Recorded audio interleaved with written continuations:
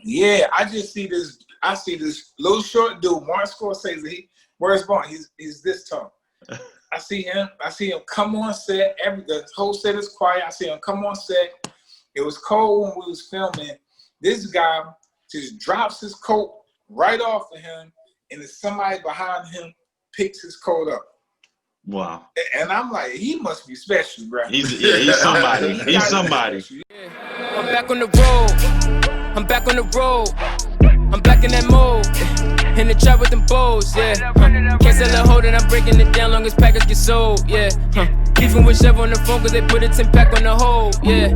But I just took a 8 out of Wells. Heard it plucks in the play through the mill. Quarterback making plays in the field. Got my weight up on niggas, I'm breaking the scale. I put that pen in for real. Hit from the mud and they hand me still. Check out the Wrong Agenda podcast. Like, fuck how you feel. This is the Wrong Agenda podcast. Yo, what's going on, everybody, and welcome back, or welcome for the first time to the Wrong Agenda podcast. I'm your host, Just Dale. I got my co-host with me, OG Lee. Yeah. And today we got a special guest out of the acting world, Darryle Jermaine. What's going on, brother? Salute. What's up? Thanks for having me on the show, man. Oh, man. Yeah, man. I appreciate you timely, man, like real quick. No problems. I appreciate that. No problems at all. Word, no problem. So I just want to get into it. So where you from?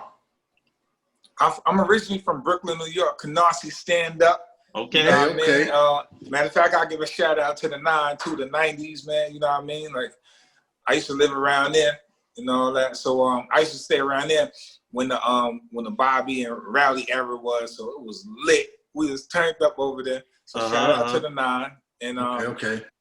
you know, but I moved to South Carolina when I was young. You know what I mean? My grandmother moved us to South Carolina when we were young. And I came back up when I got older. Okay. So basically, yeah, we're gonna dig in real quick. What got you into acting? How did you break into that? What got you started there? Was it from young, later on, or how'd that work? Shit, with acting, kind of running my family. My cousin, my third cousin, is legendary actor Ozzie Davis. Okay. God bless his soul. Mm-hmm. You know, Ozzie. But I started acting when I was in elementary. Probably was like 11 years old. I went to school and I dressed up like Steve Urkel for field day. And the kids, man, I had the whole school like rolling and shit. So I just kept up. I just kept on with it. Wait, you dressed up at was this like a play or something going on? Or you just did it just for fun? You was just that guy? Hold on. Yeah. So hold up. There was no nervousness or nothing. You was just like, yo, I'm gonna just do this and we gonna go out and bro. That's dope. This was the early 90s. So you know, my grandmother, she used to wear glasses. She used to wear the big bifocals. So you didn't take your grandmother's glasses. Word, I took my grandmother's glasses. I found some suspenders. Like it was crazy how the whole costume just came together. You know what I'm saying? I was like, yo, I'm meant for this shit. You know what I mean? Like, so I went to school, man, and people, you know, they got a kick out of it. And I just kept on. I did that shit for like a week in elementary school, man. And then I just started doing other stuff, you know. Steve, so your first actor role is Steve Urkel. Steve Urkel. Word, Steve Urkel, yeah. All right. That's dope, though. So that's some next level courage, man. I don't think at that age I wouldn't even be brave enough to dress up as a superhero and go like that's crazy. Nah, because you know back then people with the jokes they going crazy, especially in New York. In New York, it's on. You walk in with the wrong sneakers or whatever, it's on. Yeah. Field day. So you know that's just how it is. Yeah. But what are some of the things, like some of the movies and stuff that you have out already? All right, so I've been on a host of like TV shows like Diabolical, investigation ID shows. I did those shows must get That's a lot of women watch a lot of those shows. Oh yeah, definitely. Hey yo, what's going on? Like sometimes I be in the subway and like I be getting some stares sometimes and shit, but I know where it come from. You know what I mean? Like yeah. I done been on some crazy shows, but I did the Wolf of Wall Street, and in 2013, you know, I got casted. I kind of found out I was the only black guy at that time in the office scenes that was casted. So how did you get into that? Through an audition or someone recommended you?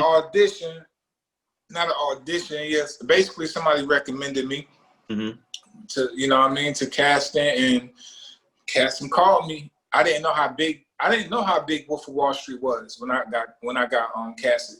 Mind you, I only had been in the game for like since 2012, so this 2013 really. You know? Quick. Oh, so you right, yeah. Okay. Yeah. So things was like happening like really, really quick. So I was just happy that I even got noticed to be in I knew it was a major movie when I got on set. That's what they were saying. Oh, this movie is up for the Oscars, and there's Leonardo DiCaprio in it, and Jonah Hill, and Martin Scorsese directing it. Mm-hmm. I know how big Leo was and Jonah, but I ain't really know who the hell Martin Scorsese was. Oh, yeah. He's a big name. Yeah, I see this little short dude, Martin Scorsese. Where's Martin? He's this tall. I see him come on set. The whole set is quiet. I see him come on set. It was cold when we was filming. This guy just drops his coat right off of him, and then somebody behind him picks his coat up. Wow. And I'm like, he must be special, right? He's somebody. He's somebody. Special, you know what I mean? Like, he's somebody. You know what I'm saying? Like, so I was like, so I said to myself, okay, that's the man right there. That's the man right there. I need to impress him. So yeah. So I stayed on Wolf of Wall Street for like 30 days. Oh wow. That's where I got my that's where I got my vouchers from. They waived me 4 times. Okay. We're gonna talk more about the SAG AFTRA thing. We got to cover it up. We got to cover it up. All right, cool. I didn't mean to cut you off, but I'm like, we're gonna go. I'm getting all into it. No, that's good. I'm gonna get a little deeper though. So I know before a little earlier, a couple questions ago, I asked you something, and you said we moved to South Carolina. So do you have any like siblings or anything? Yeah, I actually got like 6 brothers, you know, but I got 6 brothers. It's 4 by me. It's 4 by my mother and my father, and then I got to adopt, and I got 2 stepbrothers. Okay. You know what I mean? But my older brothers, they got put in the system. You know what I mean? So my grandmother, she didn't want us to get put in the system, so she adopted us and took us down to South Carolina, where she's originally from, South Carolina. Okay. Were you able to like connect with them at all though? It was hard. It was hard growing up. You know what I mean? Like not seeing them, being connected with them, because like I said, they were in and out of the system. Right. It's hard to keep track. Like their life, it's hard to keep track. I really met my brothers when I got older, like right before I went into jail, a couple years before I went in. Okay. All right. So so it was just you and your younger or older brother? 2 you guys went down to South Carolina? Yeah, it was me and my Dillon, South Carolina. Shout out to Dillon, South Carolina. Okay. It was me and my younger brother. We 11 months apart, so. Oh, that's like, close. You know, we 2 peas in the pot, man. Like, you know, I could wear his shoes, he could wear my shoes. Does he act? He could wear my pants, you know. Nah, man. Yeah, I ain't hell on that, man. Nah, man. He said, nah, man. Nah, man. My brothers, they're a different story, man. You know what I mean? Like, that's why I'm trying to do what I'm doing. Right. Try to get us up out, you know what I mean? Yeah, I feel situations. Is there a role that you wanted to play that you haven't been able to play yet? Many of them. It's probably hundreds of them. You know what I mean? Like, but Yeah.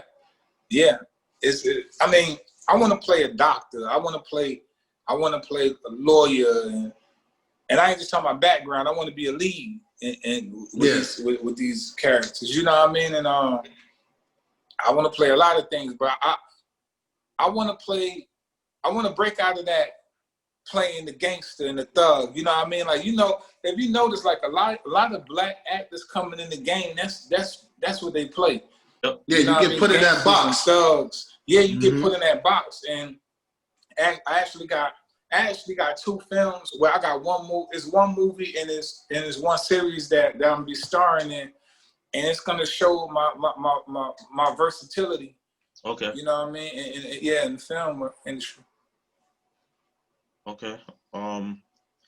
So got that down. Is there anything that you wouldn't want to play? Is there any roles that you like, you know what, I don't think I need this. I don't need these. Yeah.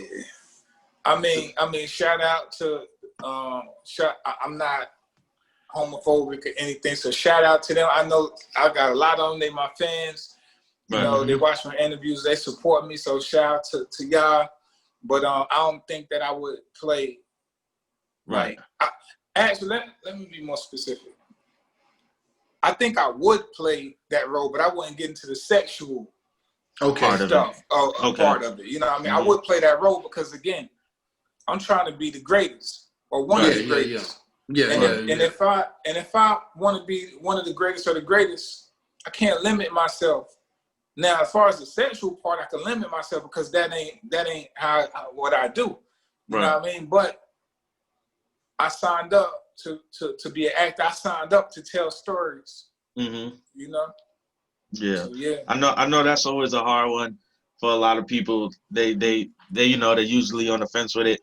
And I've seen people from, you know, considered smaller scale to larger scale struggle with that one. The question, that's a hard one, and you ain't dodging. I can respect that. Right. Yeah. That definitely was hard. Yeah. So yeah, now we could get into basically. I see you very proud. SAG-AFTRA, right? Yes.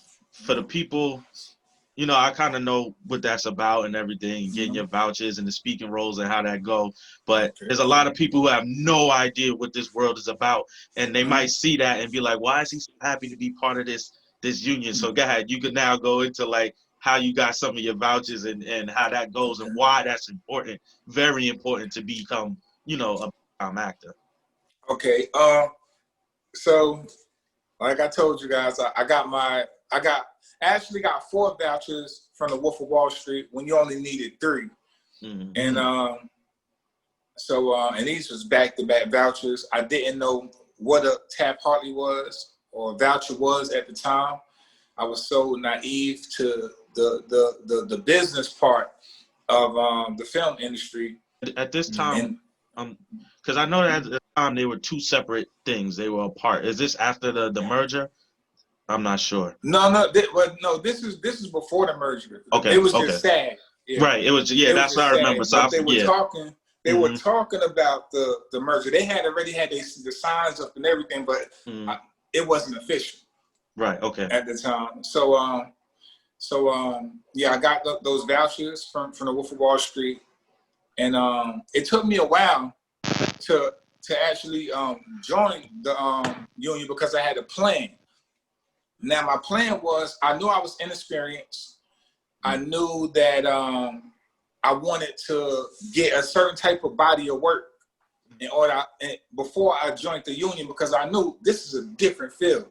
Right. When you get in the guild, you talk about you in the guild with Denzel Washington's, you in the guild with Leonardo DiCaprio's and stuff like that. So I knew before I got in the guild, I had to really hone my craft.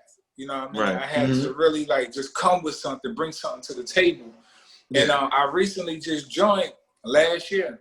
Because I just felt like it was time, because I wasn't really. I just felt like I was done with the non-union, and then life catch up with you, and you say and age, and then you say, you know what you doing? What you gonna wait your whole life to join? Like you ain't gonna give yourself an opportunity. Right, because there's a lot of You know what I'm opportunity saying? in that. A lot. Right. So you know, I mean, that's what it was with me, and that's why I joined. And yeah, I am happy. I am happy that I joined, and it makes me proud. I keep my SAG cards with me all the time because it reminds me of those days when I ain't have no food to eat, and my mom's she ain't had no food to eat, and we staying together in the 90s in Brooklyn, and she would go to the store and steal meat for us to eat. You feel what I'm saying? Right. And I would have to hop train stars just to get the auditions. Sometimes I'd be so happy. I ain't saying like I was starving. I was old starving nigga out here, but sometimes yeah, it was rougher than others, you know? Right. Yeah. And man, I used to be happy to get casted and go on set, and I was just a background. You know, I've been doing background because I knew shit, they gotta feed us, and they might give us like $10, $20. You feel what I'm saying? Yeah. You know what I mean? So at that time, that's what I was working for. I was just working for like a reel, some food, couple of dollars, some food. You feel what I'm saying? Like, you know, and I ain't have no responsibilities at the time either. So gotta get in. Speaking of that, man, I know some of those sets. I can imagine what Wolf on Wall Street with the spread was like, because I see some of those the food, the spreads on some of these sets would be insane, crazy. They eat good, man. Let me tell you something. I was just telling the last person I did the interview with just a while ago. On the Wolf of Wall Street, it was the best set I ever been on. Yo, we was eating big boy salmons. Like it was, oh my good, macaroni and cheese. Man. Yo, I was happy to go to set every day. You know what I mean? Like it was, man, Wolf of Wall Street was so dope, man. I'm talking about, and it was just so loud. You know what I mean? Like I told you, like I was the first black actor to be casted on the Wolf of Wall Street in the office scenes. Yeah. And you know, I don't know if you guys seen it yet, but after when Leo got on, right. Yeah. and the office got a little bigger, that's the scene that I starred in, and man, it was strippers on there. These guys, they was doing cocaine for real. Like for real. You know what I mean? Like this is serious. That's crazy. Cause you got to get in that mentality. Right. You know what I'm saying? Like that's what they do on the real Wall Street. You know what I'm saying? But man, listen, they had live animals on there, man. They had and that was a real production. They had a lot. That was a production. That was a real production. I'm not saying like the leads was on doing like cocaine and weed. I'm not saying that. It's just what I'm saying is it was just. They created the real atmosphere. Yeah, it was present. The atmosphere was for real. Right. The atmosphere was too real. But You just made me think of that because Wolf of Wall Street, I can't recall off the top of my head what year it supposedly took place, but you also did the 79. That movie. Yeah, 79 parts starting on. Yeah, sorry, guys. Shout it out. 79 parts. I just checked it out on Amazon. I just watched it. They got the extended and the regular. Just watch the extended. I ain't seen the regular. I watched the extended. Okay. But so 79 parts. Starring Eric Roberts. Yeah, I did that film. But that's the film that they cut a lot of my scenes out. Right. Okay. I was never really supposed to be in that film. The director Ari Tab. Somebody turned me on to the director, Ari Tab. Ari Tab reached out to me, and this was right after I finished filming The Wolf of Wall Street, like 2 weeks after I finished filming The Wolf of Wall Street. So they didn't see you. They didn't see you in Wolf of Wall Street yet. Because I was going to ask, because they both have that period piece feel, like, you know, they both set in a time that's not right now. So I thought maybe they seen you and was like, oh yeah, he could do this. But it's just a coincidence that you just so happen to be in two projects that are set like period pieces. That's dope. Right. And it really was by word of mouth, because mind you, I was super duper hungry. You know what I mean? To learn, because I ain't know nothing. I didn't know about this industry. So this guy, he just hit me up because he seen my hunger. He seen me on Facebook. Like, he like, yo, this dude hungry, man. And he just like turned me on to it. And then the director, Ori Tab, he liked what he saw, the headshot. And he was like, I want you on my set. And I didn't have no lines. All I was doing was chasing this white boy with a knife. Yeah. And so he was like, man, I gotta use you. I need to use you. So mind you, it's a major if I'm not mistaken, I think Paramount was sponsoring that movie. I think so. Mm-hmm. But and it's major companies, you know what I mean, sponsoring this movie. So here go Ari though. He believed in me so much. He like, I'm gonna write you in. He called me on a Saturday. I'll never forget it. He said, I want to write you in my movie, Darryle. He said, this is gonna be big. Like, I want to write you in my movie, and you know what I mean. I want you to. We was just talking about things, and I was so amped. So I was up next 3 weeks. We on set. You know, I did my thing. This and the third. About a year later, because it took 7 to 8 years for that movie to be released. Yeah. Way before I even got on set. You know what I mean? Like, that's the politics of the industry. Yeah. And so I did my voiceovers and everything. And one day he called me, man. He said, Darryle, you know, I got some news to tell. Bad news to tell you.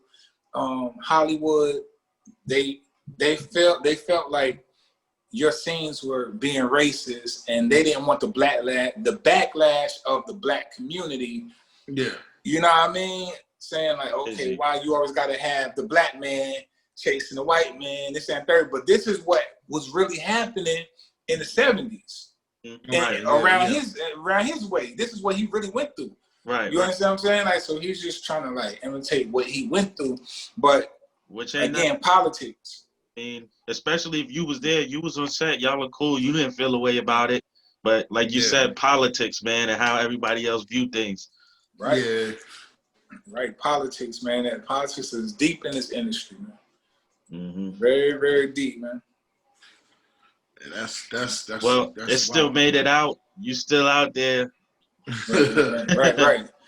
Definitely. So you guys want me to keep going on, or y'all got a question?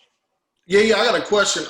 So I see on your IG you got a bunch of skits you be doing and stuff like that. Like, how does that, you know, does that help you get certain roles and things like that? Like, how effective is that? Well, my skits, man, it actually it hasn't helped me get any movie or TV roles as of yet, but it did get the attention of this celebrity comedian named Damn Homie from Brooklyn. Mm-hmm. And I'm actually doing a skit with Damn Homie this Saturday. I don't know if y'all know who that is. Damn Homie. I don't know who it is. I'm gonna look him up though. I'm gonna check him out. Nah, it's a female. Oh, it's a female. Yeah, she Russian. Yeah, she funny as hell, man. I gotta check her out. Yeah, I gotta. Yeah, her name Damn Homie. I think it's Damn Homie 11 on Instagram. Okay. But so she let me join her live like a week ago or something like that. And then I was telling her, listen, like, you know, I want to do some work with you. Saying third, I do my skits. Saying third, she actually checked my skits out and DM'd me like 5 minutes later. She was like, hell yeah. She was like, you got a lot of potential. I want to work with you. So I'm like, say no more. Like, let's do it. She was like, next week is good. It's a fact. So. Yeah, I like how you work, man. I like how you work. You own it. Some people be like, yo, I got you 2-3 weeks, and then they never get back to you. You own it right away. All right, cool. You know what I mean? So I definitely respect that, man, for real. Yeah, I appreciate it. I definitely checked out some of your skits, man. Like, funny. I first pulled it out. I'm like, what is going on here? I'm like, you know what? Let me go through it. I started to get it. I'm not gonna lie. At first, I'm like, "What is going on? What is happening right now?" But then I found myself laughing out loud. I'm like, "This shit is funny." Yo, my man. Yo, what's your name? My name is. They call me such and such. Yo, where you going? Yeah, I going down there to see Nelson. Yeah, you know he ain't down there nothing but drinking and thinking. talking about last night, talking about he ain't going back to jail. And if he go back to jail, it got to be over his dead body. Yo, Nelson gonna fuck you up, man. Nelson, a goddamn fool. Yeah, no doubt. I appreciate that. Word, no doubt. Yeah, man, that's a fact. That's what's up, though. So, Word. do you do any like writing and stuff? As far as like, usually actors, some of them got something in their back pocket. Like, if I ever get to do my movie, like you got something, you do some writing.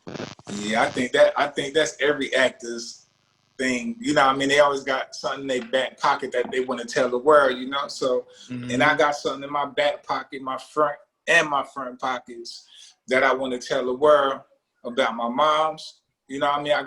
I'm writing a little short about my mother. Okay. And I'm writing and I want to write a feature film about my life from being young to even going through the prison system to coming out, and you know what I mean, just going through the ups and downs of having a dream and having the odds against you, and just making it through those odds. You know what I mean? Right.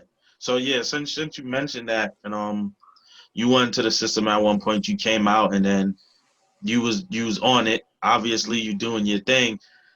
It's just like in today's world, there's so many people who go through things, and to them it's the biggest thing ever, and it crushes them, and they feel like they can't bounce back. What do you say to those people who just feel like something happens and they can't bounce back? Because you're living proof that you could really bounce back from almost anything. Shit, you just got to keep going. You know what I mean? You got to find something that's gonna light something in you, in your life. Like we adults, we grown. I'm pretty sure we all had that went through some type of life experience that we don't want to go through again. Yeah. You understand what I'm saying? And I got a couple of them. You know what I mean? And I just don't want to go through a lot of shit that I went through. And then I got kids now too, so I'm looking generational wealth. You feel what I'm saying? Like I'm trying to have them set. Right. I'm doing what I love. Like I'm living my dream. I don't need all that money. You feel what I'm saying?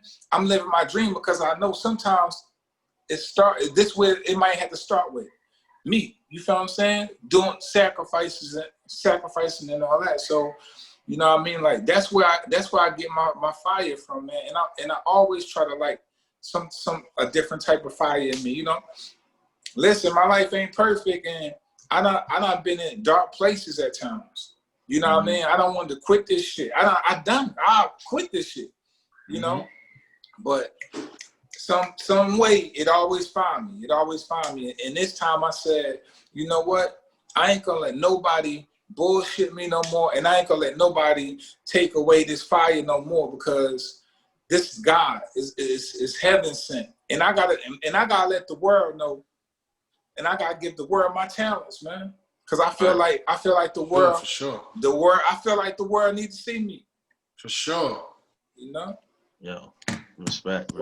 So you know, to everybody out there who feel like your life over because you've been in prison or whatever, like find that fire. Dig in your crate. And light something up in your ass, man, and get up and get it, because it's yours. Like I said, get up and get it, because the world yours. You just got to get up and get it. That's it. That's all it is right there. Well said. Yeah, he did that. Well said. So, all right, we'll go over to something a little lighter. Just going on with, this is just like a general state of the industry question. All this COVID stuff going on, movie theaters has been in the dumps because of, can't have gatherings. Stuff been not releasing, pushback, video on demand. Like, how do you feel about the whole situation, COVID situation, when it pertains to like movies and stuff right now? Do you feel like it put a lot of things, is hard right now, it's scrappy, you digging for stuff, or do you feel like it just changed and now it's just going a different direction for now? Yeah, I definitely feel like it changed and it's going in a different direction. And how I look at it, I feel like it's going to go in in a positive direction for like people like me, like brothers like me that's up and coming. You know what I mean? Because with this whole COVID thing, it took like a lot of people had to take a step back, you know, and it's gonna free. I just feel like it's gonna free up a lot of work for us, like up and coming, you know, and it's been hard. Like people haven't been working because of the COVID. Hollywood been shut down. They just opened it back up like maybe a month ago. So it's so much work out there. You got to understand, like we've been locked down for months. Can you just imagine the creative content that has been created? Can you imagine how much work is out there? I'm telling you, like that's why I said this. It's gonna be a beautiful thing. If we can get past this COVID thing and just get it under control, it's gonna be a beautiful thing, man. It's gonna be a beautiful thing. Yeah. I just wanted to hear your perspective.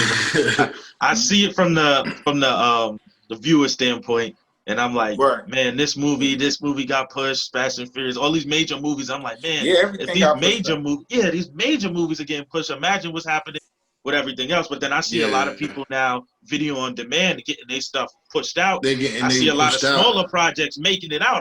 I'm watching more and more smaller projects now because I'm like, well, what I'm gonna do? I can't go to the movies and watch this blockbuster. But you know, Amazon, Netflix just released 5 of these lower grade projects where they got some real talent in here, some stories. You know what I'm saying? And I'm like, man, there's some talented people out there. So I definitely wanted to hear your perspective on it because for me, I love it. I'm a big fan of cinema, TV shows, movies. You know, I'm into it. I'm into every part of it. So I'm really enjoying it right now, even though can't go to the movies and catch the big one. I know. Everything else. I know, man. Yeah, because you know we've been watching reruns for months and months and months. For months, that's brother. You know what I mean? Yeah.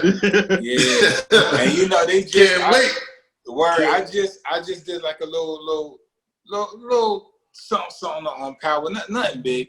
You know what I mean? But they was telling me there was like you know it's 2 more weeks in production for Power, and then they was just renewed another season. So, you know what I mean? So that's big. Like, and I look at things like that, like that's opportunity. Because now, y'all got to understand that I'm doing all of this with no agent. You understand what I'm saying? Yeah, I was going to ask you that too. I was going to ask you. That's dope. Yeah, all of this with no agent. And today, I'm like, I mean, I've been wanting an agent, but like I said, I had a plan for this. I had to have the right body of work. You feel what I'm saying? Like, so now I feel like I got somewhat the right body of work. Your portfolio building up. It's looking good. Building up. Yeah. So now I'm reaching out to agencies and everything, and they like, yeah, we definitely look for new talent. And I'm reaching out to big agencies, you know what I mean? Like, so you know, not excluding the smaller ones because I'm gonna reach out to them too. But I'm just trying to put together nice packages where I can send these people and let them see, man, like okay, here new face, because I could do 100 movies non-union and they won't know who I am. You know what I'm saying? Exactly. You know, so with that being said, like, do you have any other projects that you got coming out soon? Yeah, I got the series I'm starring in by Tyler Johnson. It's called Love and War. And then I got they got the movie coming out called Apple. And like I said, I'm doing the Law and Order thing for a couple of days. But after that, it's just like you know, okay, what's next? You know what I mean? Just trying to like figure out what's next. You know, but casting has been reaching out to me a lot. They've been reaching out to me a lot. And I've been doing these podcasts, which is helpful, and it's helping me, you know. I see you grinding on the circuit, man. I see you grinding on the circuit, man. Right, I got to. Hey, when Pops hit me up, I was like, yo, I got to, no question. Like ain't no second question. I got that. I got you. Yeah. I appreciate y'all. Appreciate that. So yeah, man.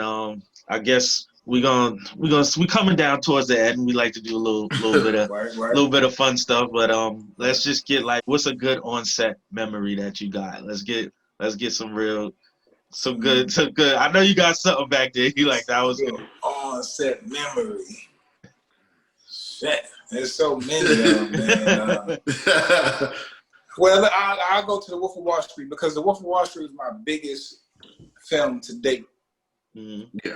My best onset memory with The Wolf of Wall Street was just with all the strippers on set and the live band and just a lot of animals and just it was, the energy was so positive and so good, you know what I mean? And people were getting along and, you know, just, you know, trying to help people out. So I say The Wolf of Wall Street, and I say, like, you know, those scenes right there. Okay. Did you ever get to hang out with any of the actors, any other main actors? Nah, I hung out with one of them in between takes. JB, I think his name was JB. Okay. The one that had the glasses on. He had the glasses on. He was one of the principals. Okay. He wore the glasses all the time. I think I know you're talking about. Yeah. He actually gave me some advice because I was like, "How did you get where you at now?" He was like, "I just kept working. You know, I didn't take no for an answer. You know, and I still remember that. You know, I didn't take no for an answer, and I just kept working. You know." And I said, all right. You know, I just try to take little bits and pieces of advice, you know what I mean, that's given to me, man, you know, on set. I got another question, man. With that being said, what advice would you give to, you know, a young actor coming up?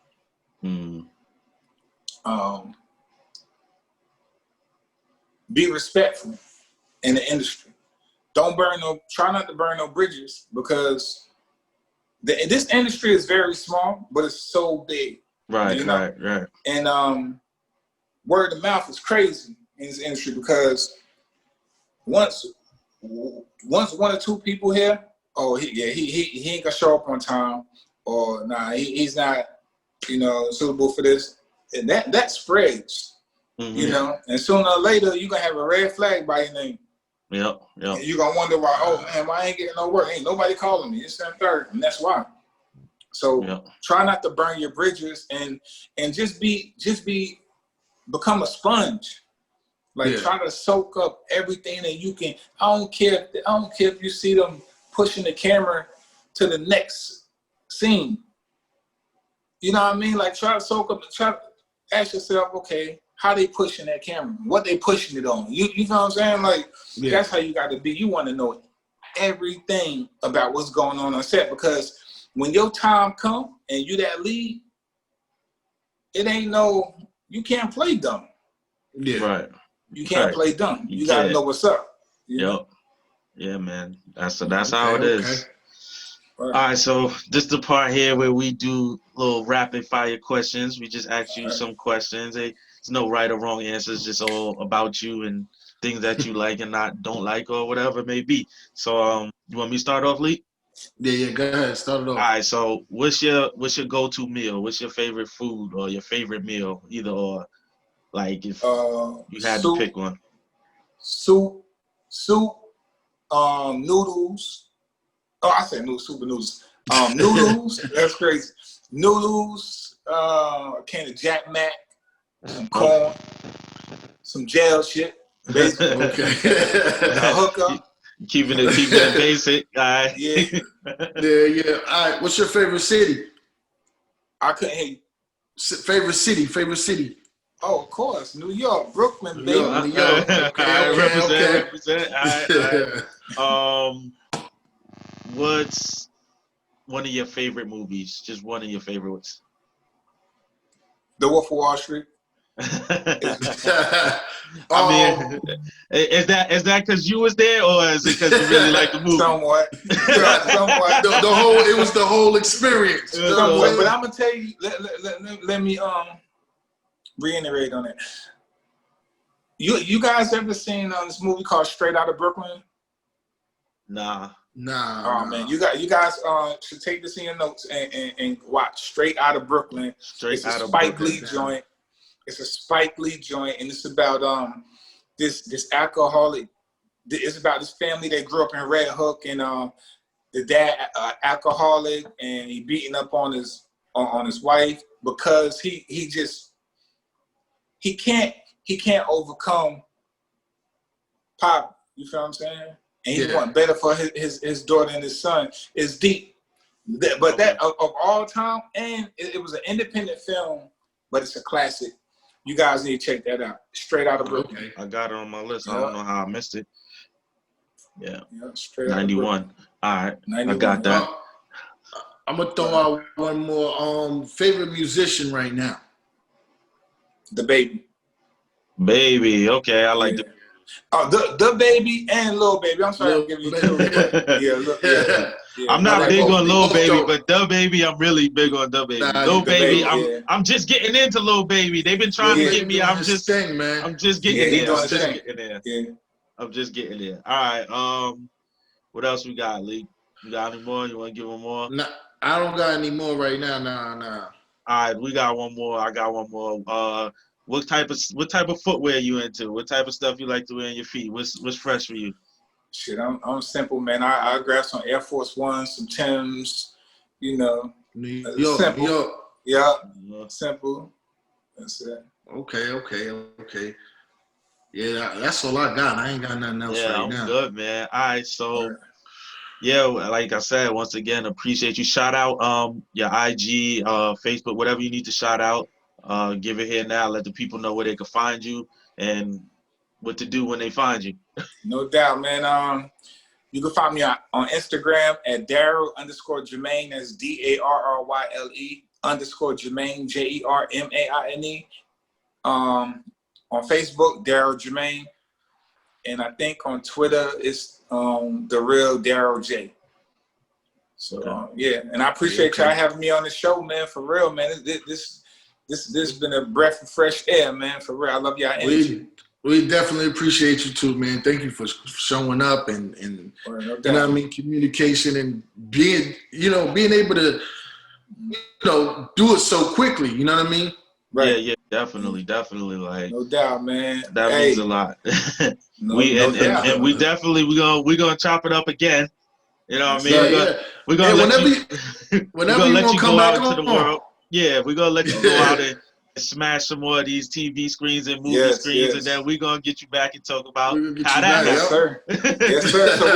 So we got each other contacts and everything. So you know what I mean? Yeah. Like, we definitely gonna keep in touch. Shout out to B, man, for hooking us up, man. You know what I mean? For real. Word.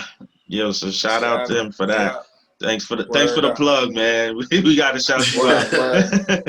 That's a good brother, man. I know we about to get off because I got to go, man. I got to go give me a haircut real quick. But I met Barry on a concept joint we was doing a couple of years back called Undercover. Mm-hmm. You know what I mean? That's where I met him. Good brother, man. Right. Real good brother, you know? Yeah. Right. So I had to jump on this show. All right, man. It's been the Wrong Agenda podcast. Just Darryle, Darryle Jermaine came through. Bless us with a dope interview. Make sure y'all check us out. Cop the merch, toppriorityclothing.com. Get y'all merch, you know what I mean? With YouTube, subscribe, like, share, and we appreciate y'all. Thank you. Even with shoveling focus, they put a 10 pack on the hole. Yeah, but I just took a 8 out of Wells. Heard it blocks in the play through the mill. Quarterback making plays in the field. Got my weight up on niggas, I'm breaking the scale. I put that pen in for real. Came from the mud in their hand. Brought to you by Valiant World Media Group.